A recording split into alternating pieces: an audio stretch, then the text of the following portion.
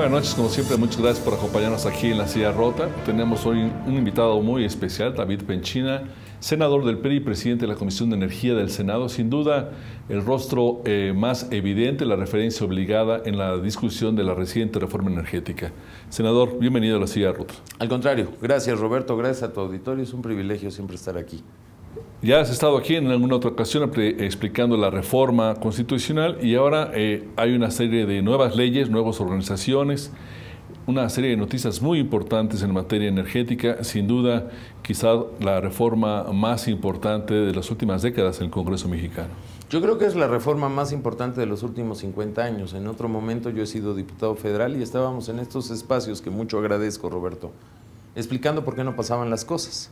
Lo cierto es que hay un tufo de una generación de parlamentarios, de mediocridades, de insuficiencias, de mezquindades y de falta de talento político, particularmente en los ejecutivos federales, que nos habían llevado en las últimas 2 décadas a no tomar una decisión que, para mi modo de ver el fenómeno energético en nuestro país, y toda vez que es el principal brazo de la economía mexicana, era urgente hacerlo.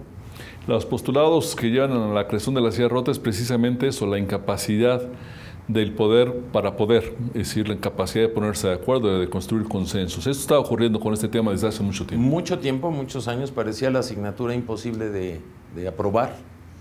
El Congreso se resistía, había mucha falta de talento y había falta de valor, yo creo, de tomar una decisión seria. De hecho, hicimos una reforma en el 2008 muy mediocre, que le dio pocos resultados al pueblo de México en la materia energética.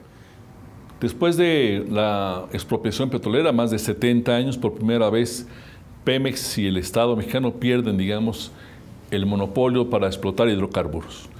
¿Qué van a hacer los privados y qué no van a hacer los privados a la luz de esta reforma? Lo principal es que de ese modelo de 76 años, ya casi 77, en marzo del 2015 cumplirá 77 años este modelo, gracias a Dios no los va a cumplir, mantiene solo una premisa igualita.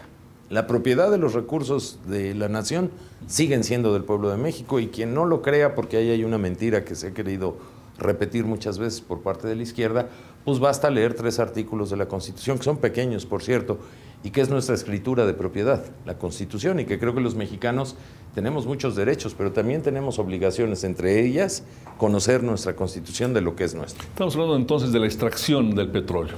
Hoy la participación al sector público se amplía al sector privado. Va a haber competencia, va a haber varios actores que puedan hacerlo a nombre y cuenta del Estado mexicano, con la garantía que tras un modelo fiscal, la renta que es nuestra, porque eso que está allá abajo es nuestro, va a estar garantizada para que entre a las arcas nacionales y sirvan para el desarrollo. Evidentemente, un particular, si entra a tendrá que tener una utilidad, porque no lo va a hacer de alma de la caridad.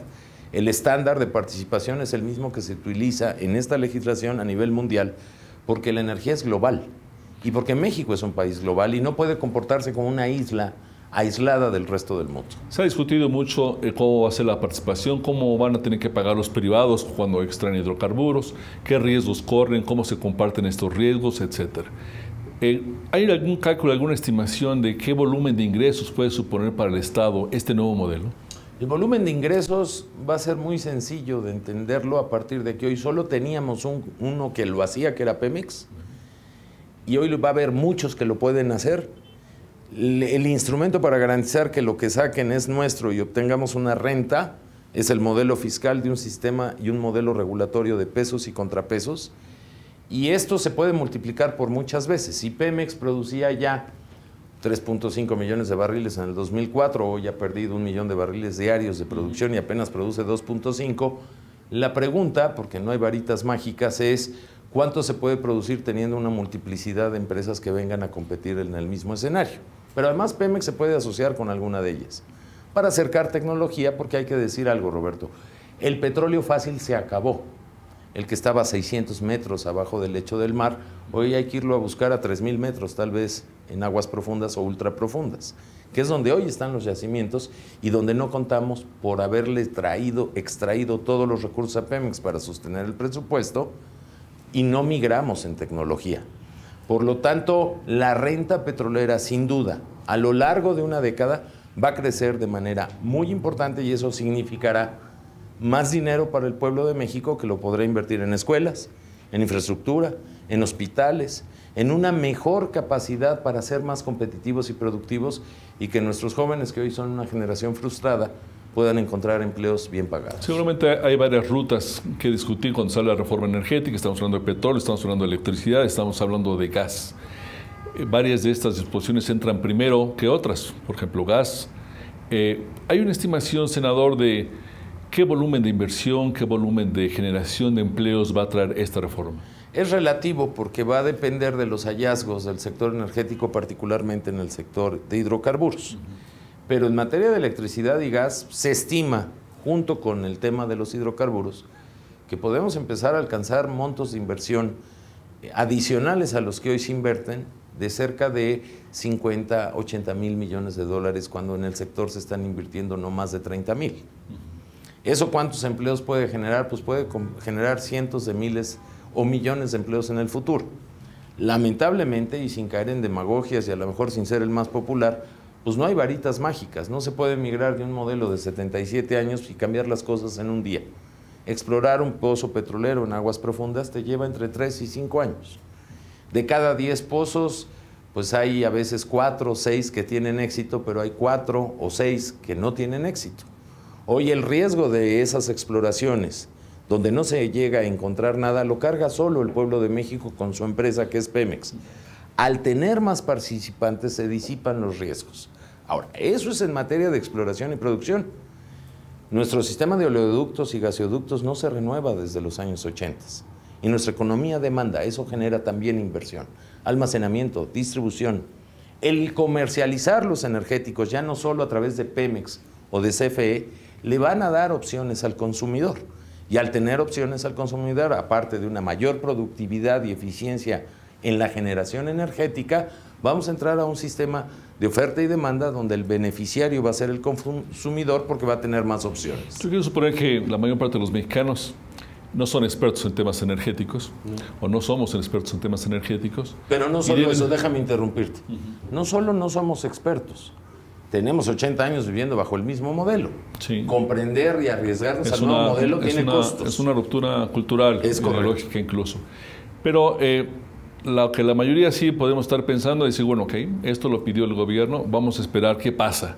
Nos han dicho que esto va a generar resultados positivos en empleo seguramente, en nuevas inversiones, y quedó el tema de la reducción de las tarifas eléctricas, de la reducción del tema de la gasolina. En estas horas la Comisión Federal de Electricidad ha dicho que posiblemente en 2 años disminuyen las tarifas eléctricas, y algunas voces dentro del propio Congreso han hablado de que tal vez a partir de enero se suspenden los gasolinazos trimestrales o periódicos que estaban determinados desde hace años. ¿Cuál es la expectativa en este tema? Son 2 temas y déjame hacerlo de manera breve y rápida. Un tema es luz y gas, que hubo un compromiso expreso desde que fuimos candidatos junto con Enrique Peña Nieto de que podemos bajar el costo de la luz y el gas, porque hoy estamos importando gas teniendo gas aquí, y que al ampliar las fuentes de inversión vamos a poderlo extraer de aquí y será más barato. Lo estamos el 80% de la electricidad se produce con combustóleo, lo cual es sucio y caro. Entonces el tema de la luz y el gas es real, lo podemos bajar en los próximos 2 años para que baje su costo real y para que, asociado a una política de subsidios focalizados, incrementemos descuentos a la población más vulnerable. Nunca ofrecimos bajar el precio de la gasolina por una sencilla razón. El precio de la gasolina que hoy se expende al público es más cara de lo que le cuesta a la gente porque tiene un subsidio. Y ese es un tema que no resuelve la reforma energética, lo resuelve la política fiscal. Me explico. Nosotros no estamos de acuerdo que el subsidio a la gasolina sea generalizado, porque es injusto. Se acaba subsidiando más al que más tiene. Tú imagínate un empresario exitoso de este país que tiene una empresa con 10,000 vehículos. Pues los mexicanos le estamos subsidiando su negocio. Y imagina a un compañero de la Sierra de Hidalgo, yo que soy de allá, que ni siquiera tiene un coche o no hay carretera a su pueblo. Él no recibe nada de ese subsidio. La pregunta que nos tenemos que hacer los mexicanos en materia de gasolinas es eficientar sus costos ampliando la inversión, para ya no importar tanto teniendo petróleo en México, para que su costo real pueda ir bajando. y determinar si la seguimos subsidiando o a quién se la subsidiamos y a través de qué vehículo.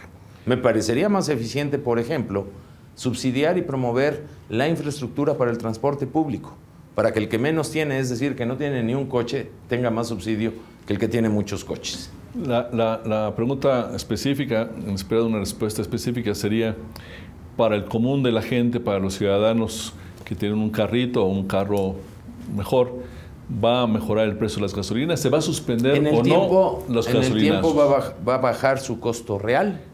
Lo que hemos venido ya desvaneciendo es el subsidio. Pero hacia enero se estima que ya no haya más gasolinazos por el subsidio que hemos ido bajando. En enero se suspenderían posiblemente los gasolinazos. Posiblemente, aunque es una discusión de la ley de ingresos que seguramente en los próximos meses tendremos que discutir. Esta gran reforma tiene implicaciones técnicas, pero también políticas. Te quiero proponer que en el siguiente bloque abordemos estas. Con mucho gusto. Seguimos con ustedes aquí en La Silla Rota. Muchas gracias.